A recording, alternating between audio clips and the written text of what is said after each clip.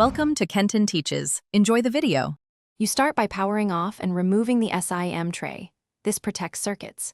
Use a heat gun or pad to warm the back glass to 90 to 100 degrees Celsius so adhesive loosens. Once warm, attach a suction cup and insert a plastic pick. Pry gently from the lower edge to create a gap. Make sure to work on a static-free mat and keep screws organized in labeled trays. You'll open the phone now to access the charging assembly safely. You'll remove the midframe next. Unscrew the visible screws and lift gently with a pry tool while observing ribbon cable paths. Once exposed, disconnect the battery connector immediately to prevent shorts, then detach the display and charging flex cables in sequence.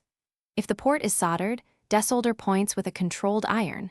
If modular, unclip retaining tabs. Clean any corrosion using isopropyl alcohol and a soft brush so the new port seats properly. Make sure the replacement matches orientation. You reconnect the charging flex and battery, but don't fully seal yet. Perform a partial reassembly so you can power the phone and confirm charging, data transfer, and USB detection.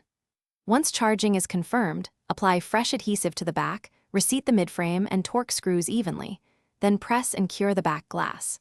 If the phone doesn't charge, reopen and double-check flex connectors, solder joints, and continuity from the port to the battery. That single troubleshooting check usually reveals the fault.